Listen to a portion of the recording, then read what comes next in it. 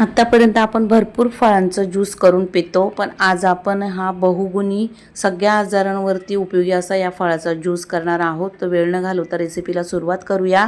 तर इथे स्वागत आहे तुमचं माझ्या मनीषाज रेसिपी यूट्यूब चॅनलवर. आणि आज आपण बघूया या बेळाचा फळाचा ज्यूस कसा करायचं ते. तर इथे मी एक पिकलेला असा बेलाचा फळ घेतला आहे आणि या फळाचे खूप गुणधर्म आहेत.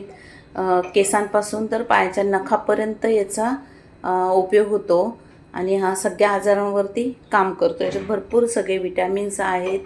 तुमची पचनशक्तीपासून तर तुमचे केस गळतीपर्यंत जे काही प्रॉब्लेम आहेत ते ह्या बेलाच्या फळाने दूर होतात. आणि हा बेलाचा फळ हा गुणधर्माने थंड असतो.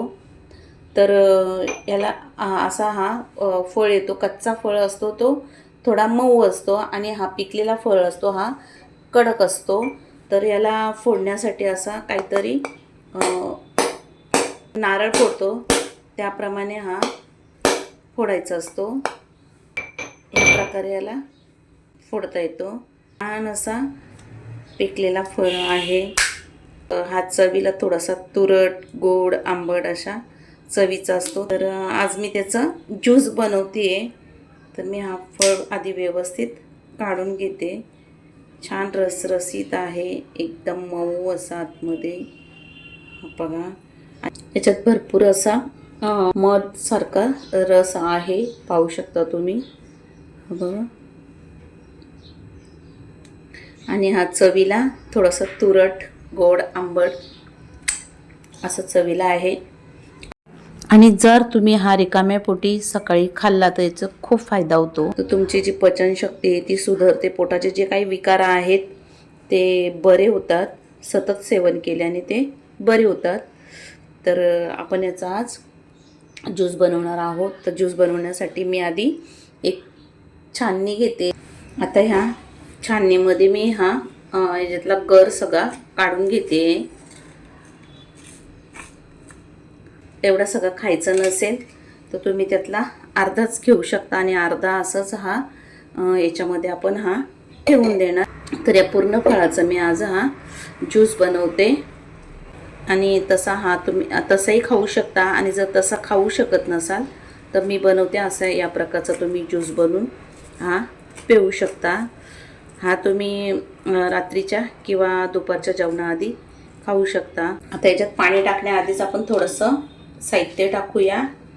इथे 1 चमचा भरीत कमी गूळ टाकलेला आहे, गूळ पावडर.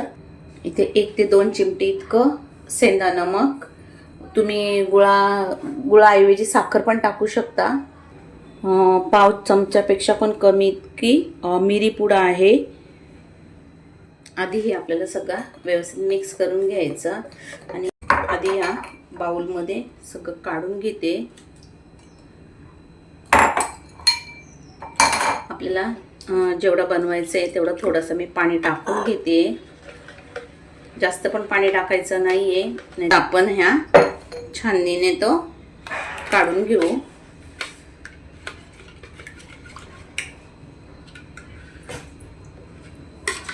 थोडं थोडं टाकून हे चमच्याने आपण करून घ्यायचं. बियांची चव पण खूप छान आहे, अजिबात कडू वगैरे नाही आहेत बिया पण. तर अशाच नवीन नवीन रेसिपी पाहण्यासाठी माझ्या चॅनलला सबस्क्राईब करा. बाजूला असलेला बेलचं बटन दाबा. आवडली तर लाईक करा. तर इथे छान असा गोड आंबट तुरट चवीचा ज्यूस आपला तयार झालेला आहे. इथे मी 2 ग्लास घेतलेत आणि त्याच्यामध्ये आपण हा ज्यूस ओतून घेऊया. एकदम सुपर. आणि हा फळ जर तुम्ही नेहमी खाल्ला तर जर तुम्हाला डायबिटीज असेल तर ती पण कंट्रोलला येते. तर कितीतरी लोकांना या फळाबद्दल माहिती नाही आहे की हा फळ किती गुणधर्म आहेत आणि किती उपयोगी आहे. तर ही ज्यूस करण्याची पद्धत तुम्हाला थोडी जरी आवडली असेल तर माझ्या चॅनलला सबस्क्राईब करा. बाजूला असलेला बेलचं बटन दाबा. आणि रेसिपी आवडली तर लाईक करा. तुमच्या मित्रपरिवारांमध्ये शेअर करा.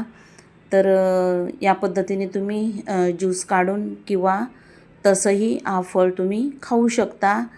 आणि नेहमी सेवन केलं तर आपले बऱ्यापैकी सगळे आजार बरे होतील. तर चला पुन्हा भेटूया अशाच एखाद्या जबरदस्त आणि मस्त रेसिपीसोबत. तोपर्यंत मस्त खा आणि मस्त रहा. आणि रेसिपी शेवटपर्यंत बघितल्याबद्दल तुमचं मनापासून खूप खूप धन्यवाद.